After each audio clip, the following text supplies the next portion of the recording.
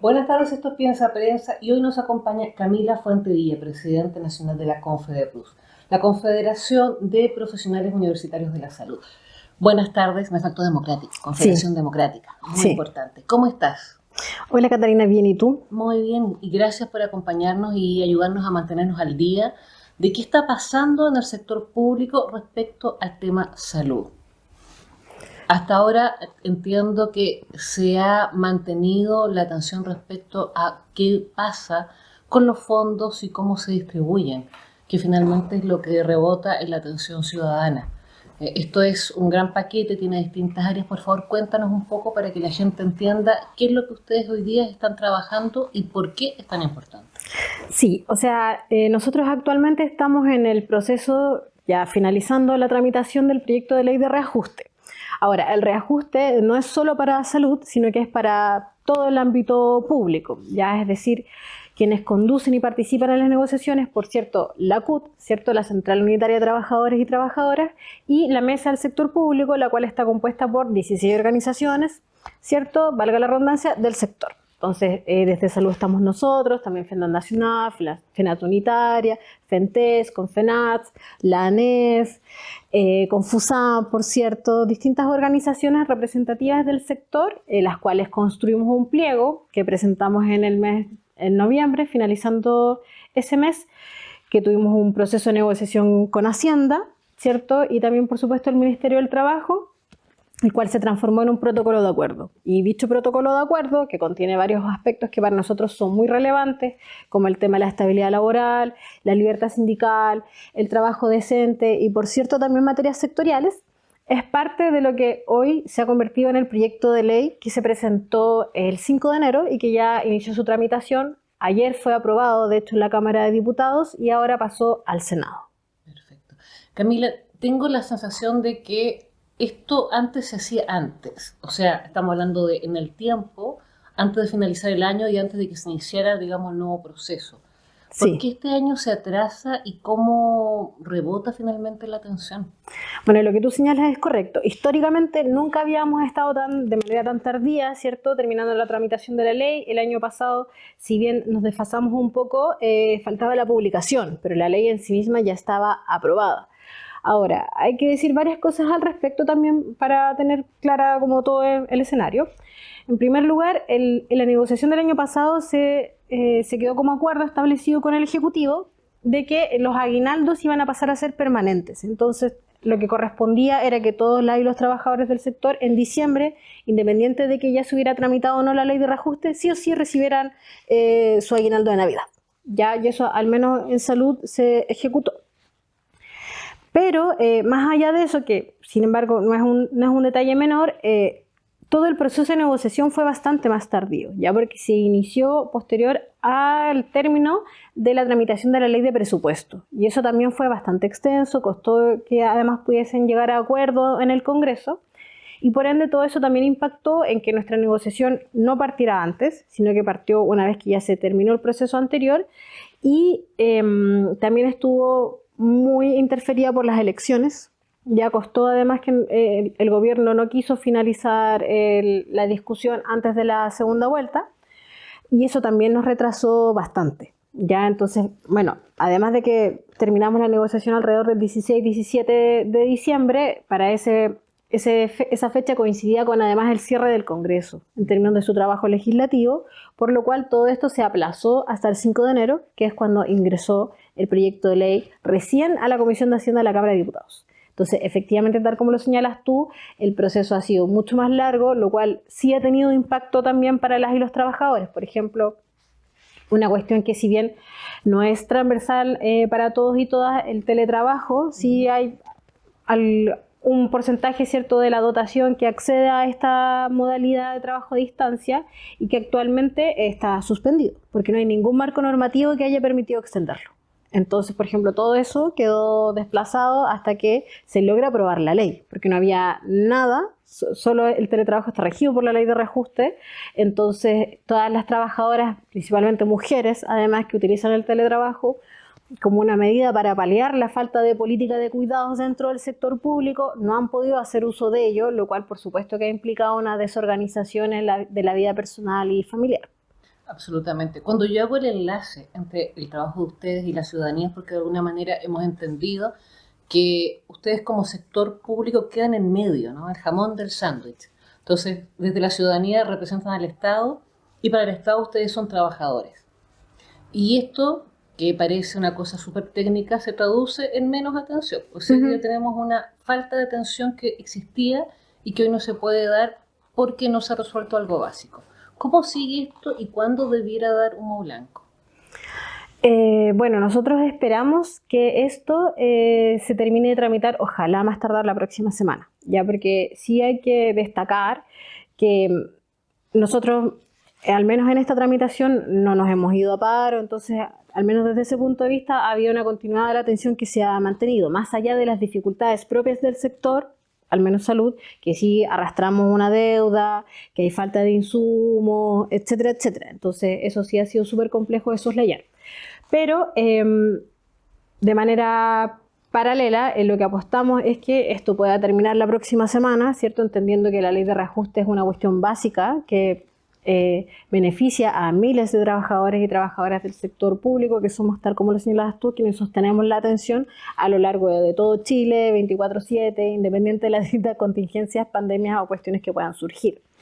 Lo que sí es importante señalar acá es que efectivamente la oposición, ¿cierto? Es decir, los partidos de derecha han sido muy dilatadores del proceso y no han querido avanzar en este, lo cual sí ha complejizado también mucho la discusión, ya porque se han opuesto a todas las normas de estabilidad laboral, siendo que todo ese contenido son cuestiones que nosotros ya venían trabajándose mediante oficios y circulares desde el gobierno del expresidente Piñera I. Entonces tampoco se está innovando de forma considerable, sino que efectivamente es traspasar al marco legislativo algo que de facto ya lo tenemos, ¿cierto? Y desde varios gobiernos atrás, ¿cierto? Y de distintas tendencias. Entonces lamentamos que no haya la voluntad de poder sacar este proyecto de ley de forma más rápida. Camila, ¿no es preocupante que pongan hoy día como en suspenso algo que de facto se hace? Porque tal vez de atrás esté la voluntad finalmente de eliminar ciertas cosas que hoy día se hacen porque son necesarias. ¿Cómo se podrían enfrentar ustedes desde el sector?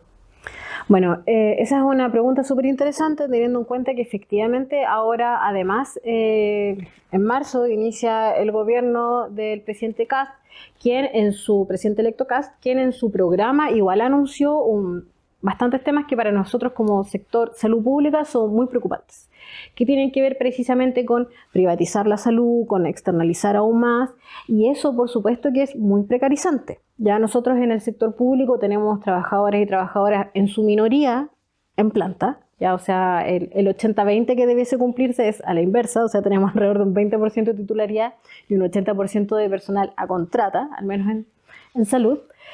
Y por otro lado, sí se ha mantenido una cantidad importante de trabajadores y trabajadoras a honorarios, ya que es una condición de trabajo precaria, y además hoy en día hay incluso profesionales y trabajadores que entregan atención clínica que están externalizados. ¿Ya? Y esa forma de trabajo es aún más precaria porque son personas que desempeñan las mismas labores que son de carácter permanente, atención clínica, y sin embargo no tienen derecho a las mismas vacaciones, a las mismas remuneraciones, a enfermarse, etc. Entonces todo ello impacta, por supuesto, en la calidad de atención, ¿cierto? Y en cómo el sector se va debilitando, se va privatizando, al revés de lo que nosotros desearíamos como gremio, que es fortalecer la salud pública y fortalecer, por cierto, al Estado.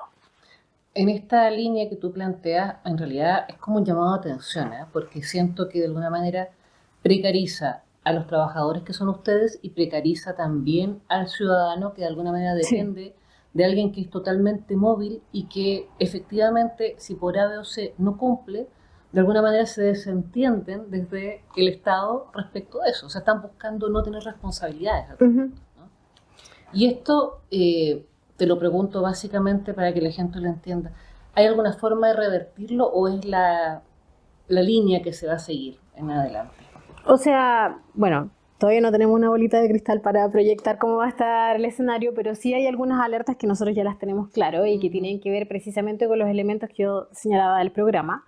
Y porque además en toda la campaña presidencial se anunció mucho que iba a haber un recorte importante, ¿cierto? De los 6.000 millones, etcétera, etcétera, que nunca nadie pudo clarificar de dónde iban a salir. Pero hoy en día los sectores más grandes del Estado son precisamente salud y educación. Entonces, es muy posible que efectivamente parte de este recorte, este ajuste presupuestario, pase por estos sectores, ya que además atienden y entregan salud y cuidados y por supuesto educación a una gran cantidad de la comunidad. O sea, la salud pública atiende a más del 80% de la población. Entonces, precarizar la salud, desmantelarla, privatizarla, por supuesto que más allá de impactar en las condiciones laborales, por supuesto que impacta en la comunidad. Absolutamente. Vamos a ir a una pausa y vamos a seguir desarrollando este punto. Gracias.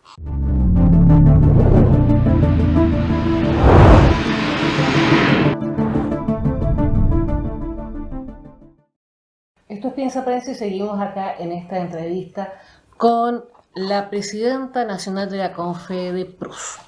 Camila, tú nos estabas comentando algunos elementos bien específicos del área de ustedes específica, salud, pero sin embargo en tu rol de presidenta nacional te ha tocado estar en el diseño de lo que tiene que ver con todo el sector público. ¿Cómo nos podrías transmitir lo que se está dando ahí y la importancia de los distintos elementos que ustedes están poniendo en la mesa? Perfecto. Bueno, como te comentaba anteriormente, Confedeprus es parte de la mesa del sector público y en ese espacio es donde hemos desarrollado nuestro pliego, que después se transformó en protocolo de acuerdo, la negociación, etc. Actualmente ya estamos en la tramitación del proyecto de ley y aquí hay algunos temas que nosotros hemos querido relevar que tienen que ver principalmente con la estabilidad laboral, la libertad sindical y el trabajo decente. Esos eran como los temas principales para nuestra organización y para toda la mesa del sector público en su conjunto. Más allá, por supuesto que las reivindicaciones económicas siempre son importantes, el reajuste en sí mismo a la cifra también era muy relevante, pero también teníamos cuestiones claves en la agenda laboral. Entonces, dentro de la estabilidad laboral, lo que se logró acordar con el gobierno fue una norma que, como te comentaba anteriormente, repite contenidos que ya habíamos logrado acordar, ¿cierto?, que salen año a año a través de una circular desde el Ministerio de Hacienda, clarificando los motivos de desvinculación de las contratas. ¿Ya? Entonces, hoy en día, parte de lo que habíamos logrado impulsar en esta negociación es precisamente que eso quedara en la ley y además incorporar la confianza legítima. La confianza legítima es algo que estaba establecido mediante un dictamen de la Contraloría, del ex Contralor Bermúdez, y que el año 2023 se retrotrae. ¿Ya? Entonces, eso fue bastante complejo porque hay muchos trabajadores y trabajadoras que, pese a que llevan muchos años en el sector público, no pasan a la titularidad porque nosotros no tenemos una carrera funcionaria que funcione como corresponde. ¿Ya? Entonces, el retroceso de los procesos de ingreso a la planta, de promoción, etcétera, etcétera, hace que mucha gente permanezca en la contrata y esas contratas son renovables año a año y eso genera, por supuesto, una sensación de incertidumbre. Entonces, lo que establecía la confianza legítima era que todo trabajador y trabajadora que llevaba 2 años en el servicio público, continuos, tenía la legítima como expectativa de que iba a continuar. ¿Ya? Entonces, eso señalaba el dictamen y por otro lado también, por supuesto, la Contraloría se pronunciaba respecto a si las desvinculaciones o las no renovaciones estaban correctamente realizadas. Ya, o sea, si se había informado con el plazo correspondiente, con un motivo fundado, etcétera, etcétera. Cuestiones igual básicas para cualquier trabajador o trabajadora. O sea, si no te van a renovar tu contrato, que te digan por qué y que ese argumento no sea discriminador, que no sea arbitrario, sino que tenga algo de peso y que hayan procesos detrás que tienen que ver como las calificaciones, si es que hay algún sumario, etcétera, etcétera. Entonces, la actual Contralora, Dorothy Pérez, saca un dictamen que señala que ya no se van a pronunciar respecto a ello, porque esta podría ser una materia potencialmente litigiosa, es decir, que se tendría que abordar en los tribunales laborales. Pero igual si tú lo piensas, toda materia podría ser potencialmente litigiosa, o sea, claro, de por sí. Entonces, es bien complejo que la Contraloría deje de pronunciarse respecto al tema de las renovaciones, de las no renovaciones, porque la Contraloría además es un mecanismo que es gratuito para las y los trabajadores. En cambio, hacer una tutela laboral tiene un costo para la persona, ¿ya? Y tiene un tiempo además que es mucho más extenso, ¿ya? O sea, pensemos en que actualmente cuando tú vas a un tribunal y quieres una establecer una demanda, recién la primera audiencia puede tener un tiempo de más de un año de espera, entonces es muy extenso. Y para mayor abundamiento, lo que además se ha traducido es que esto sí tiene un costo súper alto posteriormente para los servicios, ¿ya? O para el Estado, porque muchos de estos procesos ganan los trabajadores y por ende les tienen que pagar todo lo adeudado, una indemnización, etcétera, etcétera, y eso tiene un valor que se ha logrado establecer en aproximadamente 25.000 millones. Entonces, nosotros lo que estamos proponiendo precisamente a través de este proyecto de ley es que la Contraloría vuelva a pronunciarse y que ojalá se establezcan los 2 años de confianza legítima. De todas maneras, la Mesa del Sector Público señaló que estaba disponible a destrabar esto, estableciendo una fecha hasta los 5 años, por ejemplo, cosa de como poder destrabar un poco esto que se trató de instalar de parte de la derecha, de que era una norma de amarre, de que querían quedarse todos instalados desde este gobierno, cuestión que nosotros también como desde los gremios hemos declarado que nos parece súper importante que la gente que entró en ese gobierno, que es de confianza, que salga, que es lo que corresponde, ¿cierto? Y que esto tiene que ver principalmente con los trabajadores y trabajadoras de carácter permanente, que trascienden a los distintos gobiernos y que van a permanecer y que sí requieren mejorar sus condiciones laborales. Y que obedecen a la necesidad de construir y fortalecer el Estado, ¿no? Por supuesto. Porque finalmente todas y todos sabemos que los gobiernos son transitorios, duran 4 años, lo pueden hacer muy bien, muy mal, pero finalmente lo que queda en el Estado, que es lo que nos aporta a todas y a todos. Entonces, si lo vamos debilitando, la pérdida es para la ciudadanía en completo, independiente del color político. En esta línea, ¿qué sigue ahora? ¿Qué podríamos estar atentos? ¿Los podemos seguir en las redes? ¿Tienen algo donde la ciudadanía pueda decir, quiero ver qué hace Confedeprus, cómo va la negociación? Sí, por supuesto. Nosotros como organización hemos sido partícipes de toda la tramitación, hemos estado movilizados afuera del Congreso, hemos participado también en las distintas sesiones, porque para nosotros es muy importante lo que se está discutiendo, entonces nos interesa estar ahí insistiendo y realizando además lobby parlamentario con los distintos sectores políticos que están dentro del Congreso. Nosotros esperamos que la negociación finalice, o sea que la tramitación de la ley ojalá termine la próxima semana. Hemos sido bien insistentes también con los parlamentarios en que ojalá esto salga lo más rápido posible, entendiendo que ya está de forma muy extemporánea. Ya, entonces por eso mismo nos parece que es muy relevante que termine a la brevedad. Ahora actualmente el proyecto se encuentra en la Comisión de Hacienda del Senado. La próxima semana se debería votar entre martes y miércoles y con eso esperamos que haya humo blanco. Y de lo contrario pasaría a tercer trámite, cosa que esperamos que ojalá no suceda. Pero de ser así, como Confedeprus vamos a seguir informando respecto a cómo ha avanzado la tramitación de la ley. Nos pueden seguir en nuestro Instagram y también por supuesto en Facebook, Twitter y en nuestra página web. Todo como Confedeprus, todo tal como cual. Confedeprus, tal cual. Perfecto. En todos estos elementos que tú has comentado, lo dijimos antes de la entrevista, hay un área que se está introduciendo en este minuto que es la negociación ramal.